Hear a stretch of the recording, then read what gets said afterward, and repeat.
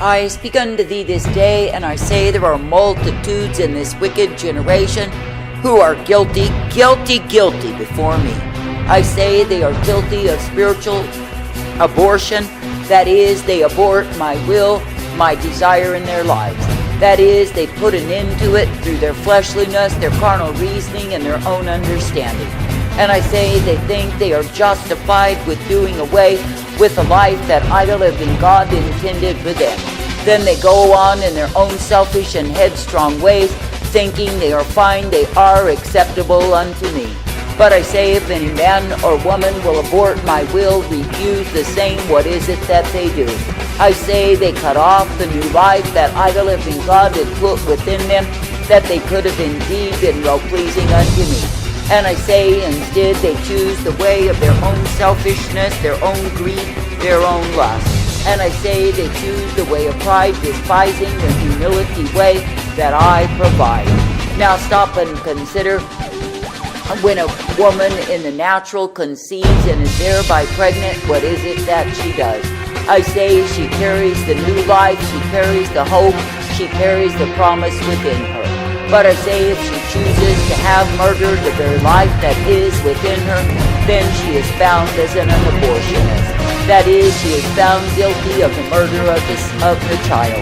I say, so it is if idol-living God who put my life within thee, because I desire to see thee bring forth new life in me, and you abort the same, then you are guilty. For I say there are multitudes in a wicked, perverse, and vile generation who are spiritual abortionists, and I say that they love it so. For I say they claim they love me, they claim they want to serve me and obey me. Then I say when I put my life within them, desiring to see it brought forth, what is it that they do? I say they have the very thing that I have put within them put to death. I say that they bring it about by taking it under the knife of their own carnal reasoning, their own understanding, and their own unbelief. That is, they will subject the precious life to such cruelty, and I say they think nothing of the same. Then I say they wipe their mouths, they act as though they are, yes, indeed, my obedient people, but I say that it is not true. For I say when a man or woman will seek to abort the truth, the life that I put within them, I say they are as blood guilty as those who are aborting the natural child. I say this day that idol-living God do not call thee to function in abortion, but I say that I call thee to see it for the murder that it is. That is, you are not meant to be participating in natural or spiritual abortion, for the same is crime before me. For I say that idol-living God do not give my people the right to put to death that which is not yet brought forth. And I say when they do, then they are found guilty before me. I say that if idol-living God have a hope, a desire for thee, you are meant to nourish the same. That is, you are not meant to seek to free yourself of that which idol-living God desire for your life. For I say you can imagine that you love me, that you'll serve me, but when it comes to thoroughly dying unto who and what you are to bring forth what I desire, I say you would rather murder the same. That is, you would rather put your hand to the knife and cut away that which idol-living God do intend for thee. I say stop and consider that if you crush my will through selfishness, through greed, through lust, through pride and vain ambition, that you are guilty before me. I say that idol-living God find no pleasure in those who are ever willing to abort the truth, yet they will conceive and bring forth lies. I say, think of how much that grieves me, how much sorrow it brings unto me when my own people, who are claiming that they love me, will put to death that which I put within them. That is, they will choose the way of selfishness, they will choose the way wherein they have their own way, or so they imagine, more than the life and truth that I provide. I say that idol-living God do not call thee to conceive falsehood, to bring forth lies and hypocrisy, and think that idol-living God is pleased in thee. But I say that I call thee to love the truth, to cherish the truth, to walk uprightly in me. I say this day that idol-living God do bring every man and every woman to the baptism that I am baptized with. That is, I bring them to the dying out to self, and they must be willing to undergo the same. I ask my people, are you willing to be baptized with my baptism? And they must answer me. For I say, if they are unwilling and they refuse to die, then they put to death the truth. I say this day that I, the living God, do not call thee to live in pretension and hypocrisy, as the ones who are aborting the truth are doing in this time. For I say they are putting on their vain shows, while they are guilty of murder before me as their God. That is, they are guilty of aborting the way that I desire for them to take up their own way. That is, they are guilty of putting aside and throwing away that which I desire in their lives. I say this day, do not be quick to abort my will, my desire for thee, and tell yourself that it is not true.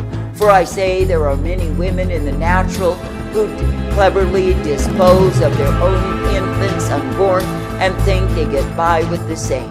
But I say that the same returns to haunt them again and again and again, and I say they cannot escape the will. That is, the will of the unborn that they in their selfishness murdered and put away. I say this day that I, the living God, have the same desire to see my will brought forth as a child in the natural is brought forth. That is, I desire that my own people would be yielded unto me, that they would carry the burden of the same. But I say, when you see a woman who loves her independence, who loves her own way, her own will, I say she will quickly dispose of the child that she has conceived. And I say, so it is in these wicked times that my own people cry out unto me. They move close unto me, that they can conceive of my will only to murder the same. I say, consider how hideously ugly that is. Then their hands are covered in blood, and they say they've done no evil. I say this day that I, the living God, am so sorrowful over a generation that puts to death my will. That is, instead of them being willing to die out unto who and what they are, to bring forth my will in their lives, I say they abort the same. Then they wipe their mouths like a whorish woman, for indeed they are harlots before me. And they declare that they've done no evil when it is not so. I say that I, the living God, have called thee to walk in the truth, to come forth in the light, to be ever thankful unto me.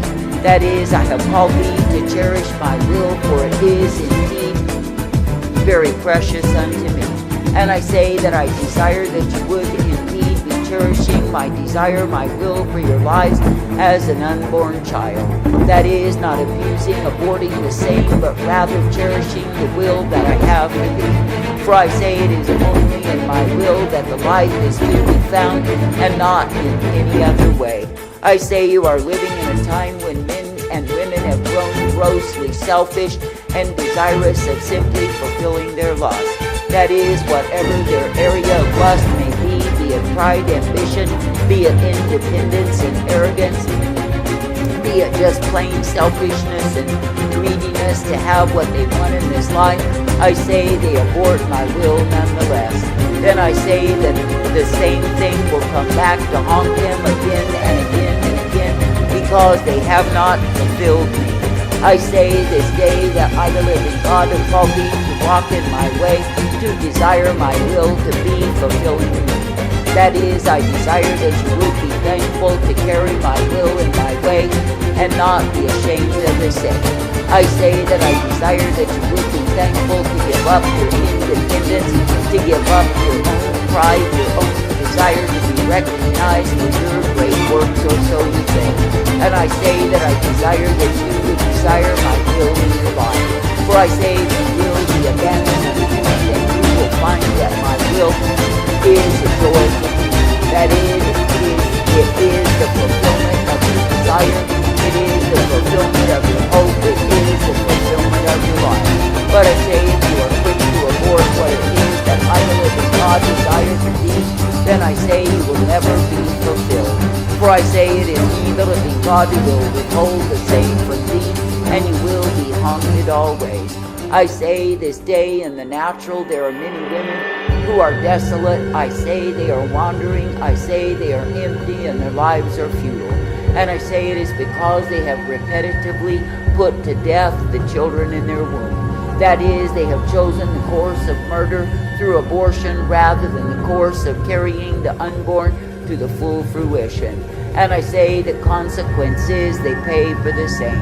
I say, do not think that men and women get by when they abort the truth, the light that I put within them to live in their own selfish ways. That is, to have what it is that they want in this life rather than the will I determine for them. For I say, when they put to death what it is that I, the living God, had conceived in them, I say they are guilty of murder before me. And I say they will be continually haunted by the will, the way that I had for them, because they did not fulfill the same. But I say they sought to murder, and yes, indeed, they did take the thing out of their lives. That is, the thing that I desired, that would have caused them to die unto themselves. I say this day that I, the living God, ask thee to consider, is it worth it to murder the helpless, the hopeless, the unborn, those ones that cannot fend for themselves, simply to have your own way? I say, is it worth it to put to death my desire for you, that you can be satisfied? I say, if you are chasing the elusive goal of satisfaction in your own carnality, I say that the same will ever be evading thee. And I say it is because I, the living God, will not allow the man nor the woman who murders my will to be satisfied in this life. And I say they will know the haunting, the taunting of their own conscience, and even in the recesses of their hearts. For I say they will know that they have refused to bring forth my will in their lives.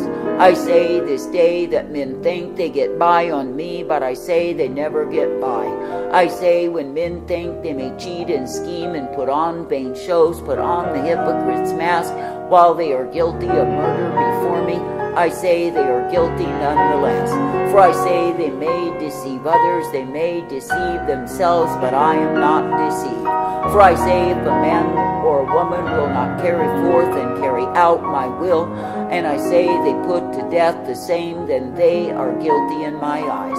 I say you are living in a time when abortion is commonplace, and men take it as a course of life, and women look at it as merely a procedure that will free them from a burden that they don't want. That is, they think they can rid themselves of the fetus and thereby be free of the same. But I say they are stupid and dull, they are blind and dumb, for I say that the blood will ever return to be a haunting unto them. I say this day, why not be thankful that I, the living God, do give thee the way wherein you are meant to walk, and you can be purposed by me. That is, you can be purposed to bring forth the newness of life that I desire again and again within thee. That is, you can bring forth the truth, the light, and the mercy that I, the living God, will give thee ever may gladden me. For I say, if you are willing to walk out that which I have for thee, I say you will be fruitful in me. And I say, of course, what I've given unto thee will multiply, because it is my ordination that it is so. I say this day, be thankful that I, the living God, do desire thee to bear much fruit, to be willing to bear the divine conception and bring forth the same. That is, I desire thee to be trusting me, that which I put within thee I will bring to fruition, and the joy shall be fulfilled. I say, do not be eager to take the knife unto that which I've given, or put the same to death. But I say, instead, be rejoicing and cherishing that which I, the living God, do give thee, which is the newness of life. I say this day, why not seek and long for my will, just as a barren woman would seek for a child? That is, why not cry out to have your life fulfilled by having my will made perfect in thee? That is, why not see that it is my desire that will cause you to be satisfied? That is, why not die unto your own vain imaginations that are nothing but stupidity before me? I say this day, be thankful that I, the living God, will give thee the instruction to guide thee in life, if you will pay heed to the same. I say, do not be as the woman who struts to the abortionist table to allow her child to be murdered before her eyes. For I say, while she walks with the wiggle and she thinks she's so secure in her own estimation as to how great she is, then she walks out clean of the fetus child, because she has put the same to death I say such a woman is a blinded fool. For I say that the cries of that child will ever be present, and I say the suffering of the same will never leave her womb. For I say she's been the accomplice, the consenter to murder, and I say she's held guilty before me. I say so it is when any man or woman is guilty of spiritual adultery. They have murdered the truth, they have murdered the life, and they are guilty before me.